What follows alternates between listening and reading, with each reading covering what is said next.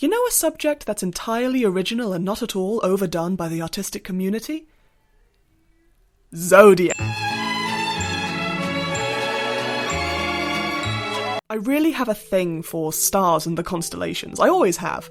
One of my dreams is to travel to a place with so little light pollution that I can see more stars than sky.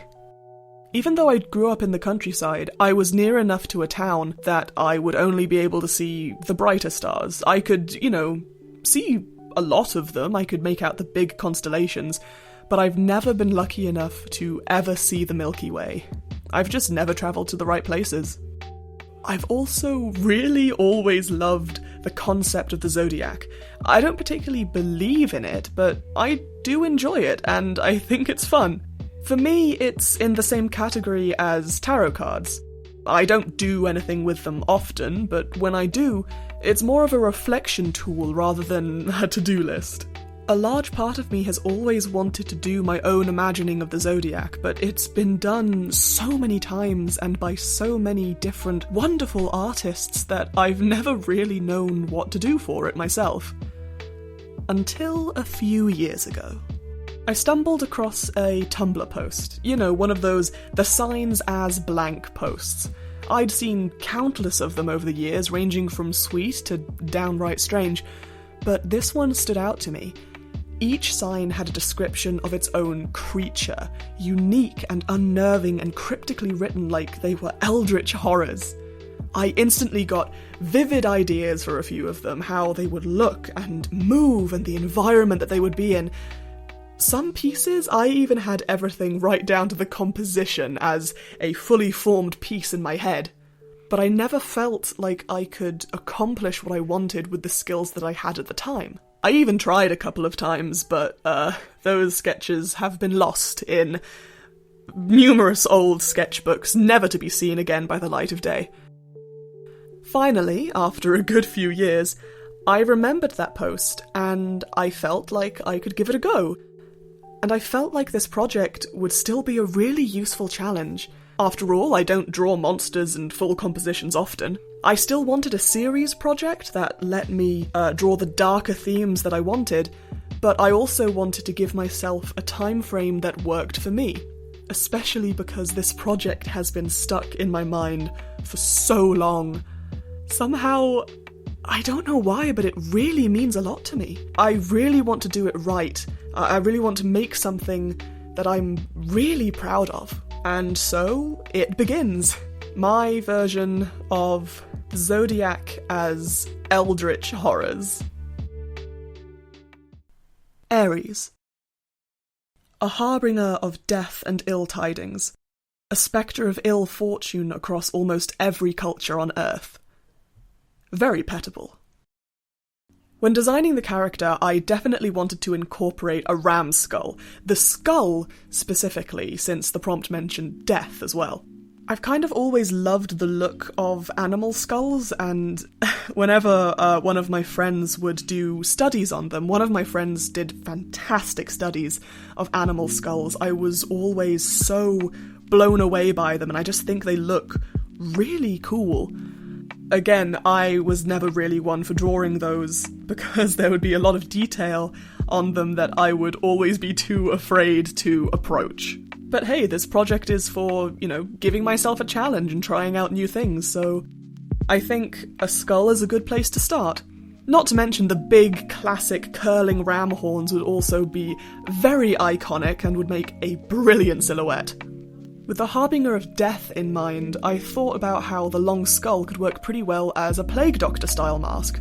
So I looked up a bunch of Plague Doctor references from various angles, various illustrations, also some modern ones, and a lot of cosplays as well. The Plague Doctor is a very iconic look, I think, and a very popular one, especially in the year of our Lord 2020. It's very apt, very appropriate. The Plague Doctor outfit in general also really lended itself to the character being mysterious and frightening. So I also gave the clothes a fairly shapeless look, but also gave them a big ol' cloak.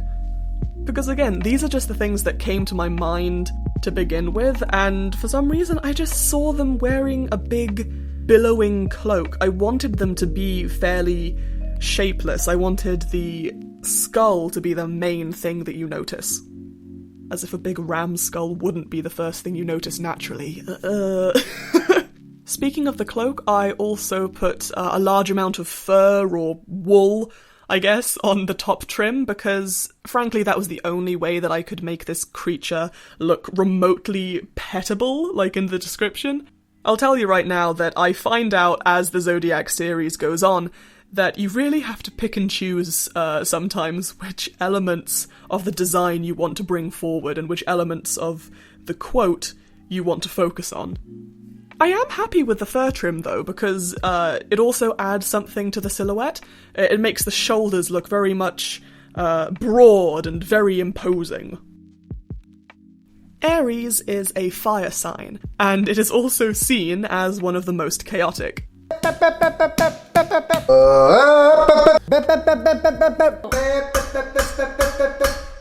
So I really wanted to push that in this piece, and after some thought, best of both worlds, destruction by fire seems like a good way to get both of those things in there. There aren't many things more chaotic and destructive than out-of-control fire. While brainstorming, my housemate also suggested the fantastic idea to make Aries have something similar to a fireman's respirator. Not only did I frankly love that idea because of all the fire, but that also tied into my idea of a plague doctor mask, since that the design of the plague masks in the first place were to filter out the bad air and to stop you from getting sick.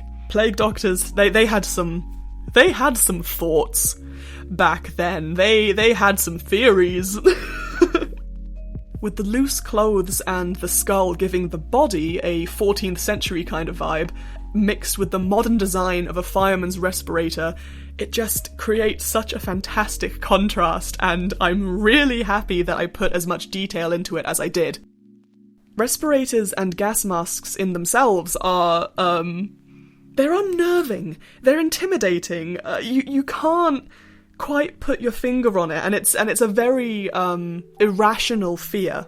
But they just, I don't know if it's like, in the realms of an uncanny valley, or if it's just the anonymity of it, but I mean, this is coming from someone whose most memorable episode of Doctor Who was The Empty Child. Gas masks and respirators in general, and masks that, plague masks as well, also unnerve me, to be fair. It's frightening. I don't like things that have weird heads, I guess. I'm glad I put it in there. I'm putting in my own spooky vibes to this project. The movement of the cloak is something that I am also incredibly happy with. The sketches that I made and the initial digital sketches that the digital mock-up that I did made the figure look shapeless. Just made it look so shapeless and so lost, and even though the feeling that I was going for was, the mystery and the wind whipping up this cape and making it billow out in a threatening manner, oh, it just looked awful. It looked awful. There was no weight to it, there was no natural kind of movement to it, and it really took the punch out of this piece. I was not having a good time. I was angry. So I asked my girlfriend for advice, and they really helped me out to make it into something that I wanted, what I really wanted. We made the wind more violent, plastering the fabric to Aries' side, and showing the shape of the body underneath.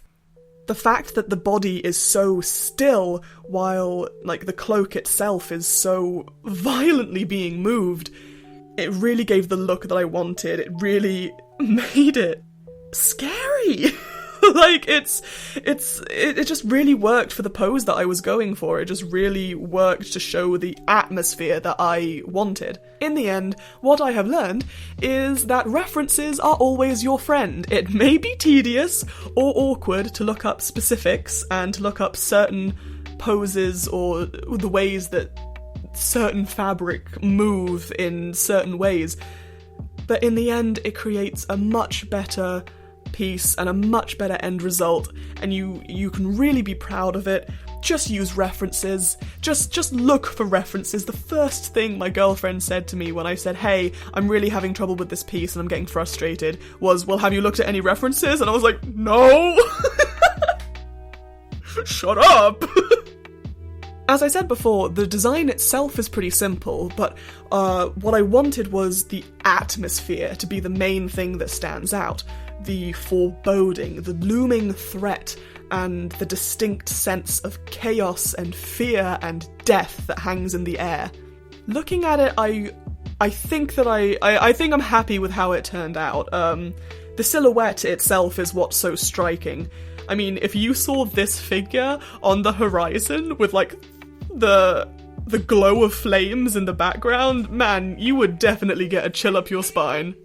As with many of my other spooky pieces, mostly from Inktober, my favourite part of making pieces like this is to get into the world building. I love creating lore and legends and pieces of dialogue that go with the things that I create. This series is going to be no exception. I am delving in. You shan't stop me. I'm getting in there, and I'm going to bring out some gems, some nuggets of lore. Aries is the bringer of death and destruction, and much like the tornado of chaos that the sign has become famous for, they don't have any system or motive behind it. They may not even have thoughts behind it, before, during, or after what they do.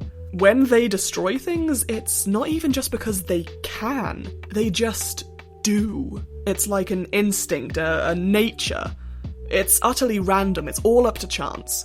It doesn't matter if you're the guiltiest person on Earth or the most innocent. Everyone is a target for Aries. When it came to the background, I knew that I wanted something simple, because again I wanted the focus to be on Aries themselves, the figure. So I put them in this barren wasteland, basically, with just scorched dirt at their feet.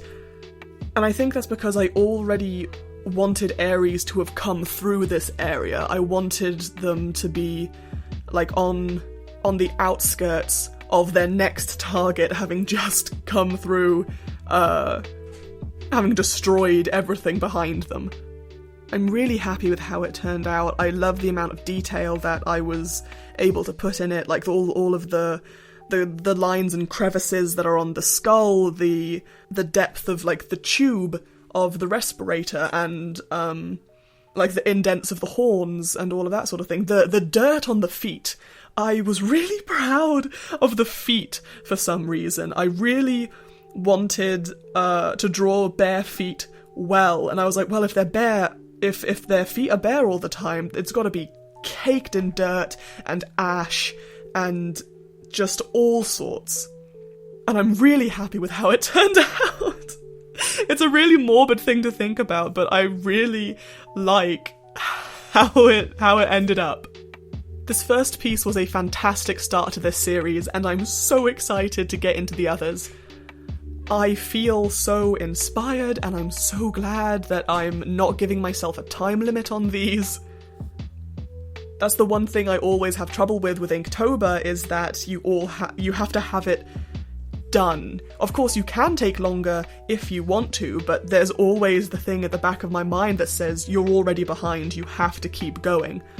And the thing with Inktober that I have trouble with is that I will always lose steam as I go along, and so it's very important to me that I really focus on these, and that I really create something that I'm happy with, and that I would be happy to see as a series, with that they're all the same quality. Having no time limit with this, letting me take months if I need to, will really let me pour my heart and soul into it and make this series something really wonderful. And I hope you like it too. I find it really fun and refreshing to make art that goes outside of my usual aesthetic. I mean, I love soft and shiny, but drawing dark and spooky things is just really fun sometimes. The final piece is already on my Instagram, along with the next few signs as well, so you can see who I'll be doing for the next video.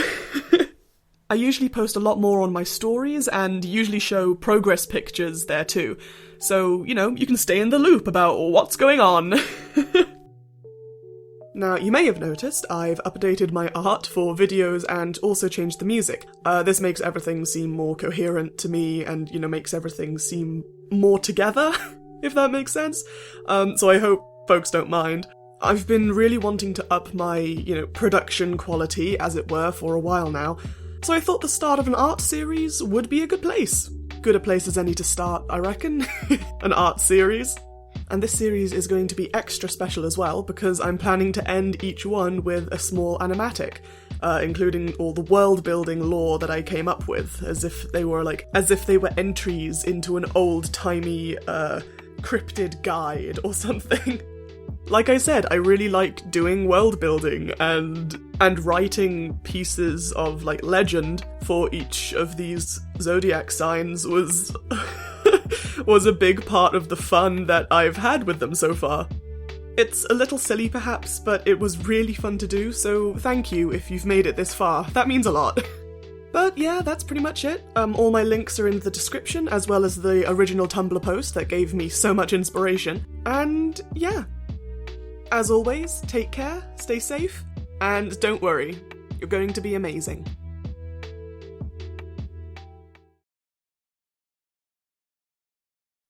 Its feet are forever caked in ash and dirt. The stench of smoke and decay clings to it, and yet it never seems to bleed. No one has ever seen its face. No one has ever heard it speak. Not even the sound of breath through its artificial lungs, if indeed lungs they could be called. An ill omen would be too generous a term, for this creature itself is the bringer of certain destruction. And there is no way to placate it.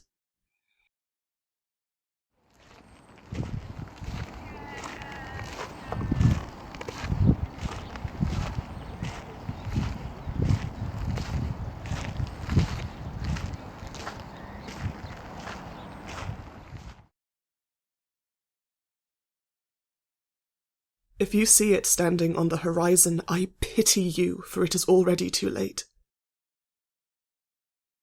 Waste no time. Take only what you can carry. Run.